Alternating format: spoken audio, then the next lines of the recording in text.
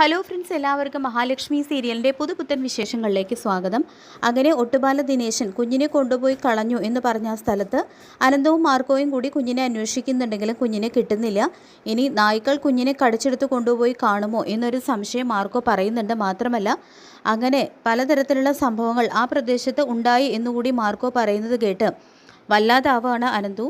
കണ്ണനെയും മഹിയെയും എന്ത് പറഞ്ഞ് ആശ്വസിപ്പിക്കും എന്നറിയാതെ അനന്തു തളർന്നു പോകുന്നു. മഹിയാണെങ്കിലും കുഞ്ഞിന് എന്ത് സംഭവിച്ചു എന്നറിയാതെ വാവിട്ട് നിലവിളിക്കുകയാണ്. ലേഖയ്ക്ക് മഹിയെ എന്ത് പറഞ്ഞ് ആശ്വസിപ്പിക്കണം എന്നറിയുന്നില്ല. ആ ഭിക്ഷക്കാരനാണെങ്കിൽ കുഞ്ഞിനെ തൻ്റെ ഭാണ്ഡത്തിൽ കിടത്തി ഫുഡ് കഴിച്ചുകൊണ്ടിരിക്കുകയാണ്. കണ്ണനാണെങ്കിലും കുഞ്ഞിന് വേണ്ടിയിട്ട് എല്ലായിടത്തും അന്വേഷിക്കുന്നു. പിന്നീട് ഇനി എന്ത് ചെയ്യും മാർക്കോ? എവിടെ പോയി കുഞ്ഞിനെ തിരക്കും? കുഞ്ഞിനെ നായ്ക്കൾ കടിച്ചെടുത്ത് കൊണ്ടുപോയിട്ടുണ്ടെങ്കിൽ കുഞ്ഞിനെ ജീവനോട് കിട്ടുന്ന കാര്യം പോലും സംശയമാണ്. ഞാനും കണ്ണനും വെറും കൂട്ടുകാരല്ല, അവൻ എന്നെ സ്വന്തം സഹോദരനായിട്ടാണ് കാണുന്നത്. ഉണ്ണിയേക്കാൾ അവൻ എന്നെയാണ് കൂടപ്പിറപ്പായിട്ട് കാണുന്നത്.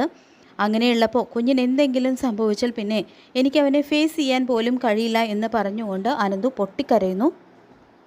ഈ സമയത്താണ് ഇനി SI പറഞ്ഞതുപോലെ വീട്ടിലെ ജോലിക്കാരിക്ക് ഇതിൽ എന്തെങ്കിലും പങ്കുണ്ടോ സാറോ എന്ന് മാർക്കോ സംശയത്തോടെ ചോദിക്കുമ്പോൾ കണ്ണൻ്റെ ഫിനാൻസിൽ ജോലി ചെയ്യുന്ന സ്റ്റാഫിൻ്റെ കുഞ്ഞിനെ നോക്കിയത് ജാനമ്മയാണ്, അതുകൊണ്ട് അവരെ അവിശ്വസിക്കാനും കഴിയുന്നില്ല എന്ന് അനന്തു പറയുന്നു.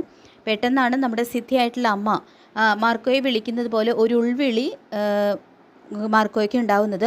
അപ്പോൾ അമ്മയുടെ അനുഗ്രഹവും പ്രാർത്ഥനയും കണ്ണൻ സാറിനും മഹാലക്ഷ്മിക്കും അവരുടെ കുഞ്ഞിൻ്റെയും കൂടെ തന്നെയുണ്ട്. അതുകൊണ്ട് തന്നെ കുഞ്ഞ് എവിടെയുണ്ടെന്നുള്ള കാര്യം അമ്മയ്ക്ക് അറിയാമായിരിക്കും. അതുകൊണ്ട് തന്നെയായിരിക്കും അമ്മ തന്നെ കാണണമെന്ന് പറഞ്ഞ് വിളിക്കുന്നത്, കാണാൻ ആഗ്രഹിക്കുന്നത് എന്ന് തന്നെ മാർക്കോ ഉറപ്പിക്കുന്നു. അങ്ങനെ മാർക്കോ നമ്മുടെ സിദ്ധിയായിട്ടുള്ള അമ്മയെ കാണാനായിട്ട് ഒറ്റപ്പെട്ട അയ്യപ്പ ക്ഷേത്രത്തിലേക്ക് വരുന്നുണ്ട്.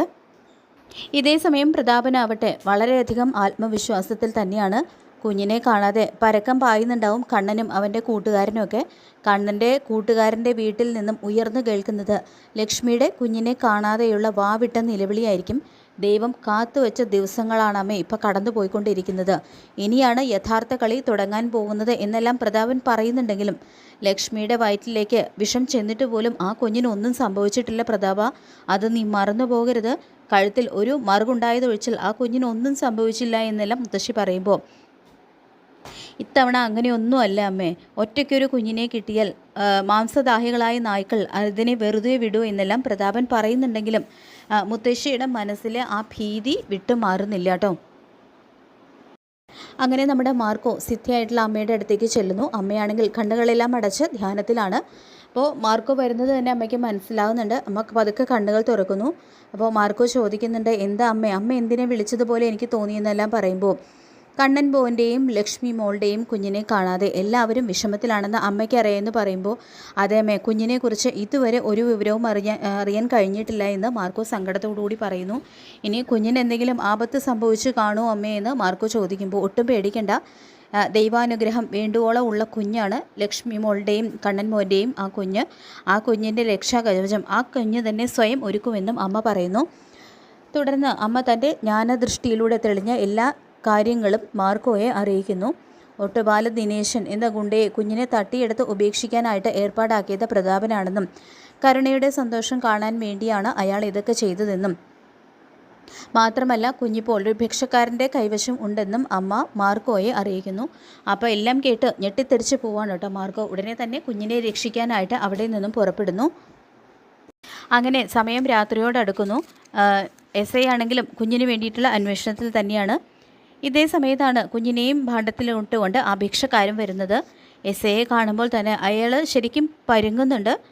തുടർന്ന് കുഞ്ഞിനെയും കൊണ്ട് അയാൾ സ്ഥലം വിടാൻ നോക്കുന്ന സമയത്താണ് മാർക്കോയും അനന്തവും കൂടി എത്തുന്നത്. തുടർന്ന് കുഞ്ഞിനെ ആ ഭിക്ഷക്കാരിൽ നിന്നും രക്ഷിക്കുകയാണ് മാർക്കോയും അനന്തവും. SI അയാളെ തൂക്കിയെടുത്ത് ജീപ്പിലേക്ക് ഇടുന്നു. അനന്തുവാണെങ്കിൽ കുഞ്ഞിനെ കിട്ടിയെന്ന് കണ്ണനെ വിളിച്ചറിയിക്കുന്നതും കണ്ണനും അവിടേക്ക് വരുന്നുണ്ട്. എന്തായാലും വേഗം തന്നെ അവർ കുഞ്ഞിനെ വീട്ടിലെത്തി മഹാലക്ഷ്മിയുടെ കയ്യിൽ ഏൽപ്പിക്കുന്നു.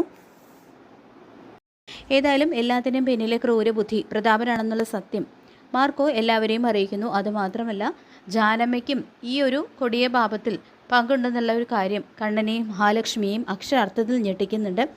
എന്തായാലും ഇനി പ്രതാപൻ്റെ അന്ത്യം കുറിക്കാൻ പോകുന്ന ദിവസങ്ങളാണ് വരാനായിട്ട് പോകുന്നത്. അപ്പോൾ നമുക്ക് കാത്തിരിക്കാം വരാൻ പോകുന്ന എപ്പിസോഡുകൾക്കായിട്ട്. ഈ റിവ്യൂ ഇഷ്ടപ്പെട്ടെങ്കിൽ ലൈക്ക് ചെയ്യുക, ചാനൽ കൂടി ഒന്ന് സബ്സ്ക്രൈബ് ചെയ്ത് സപ്പോർട്ട് ചെയ്യുക. താങ്ക്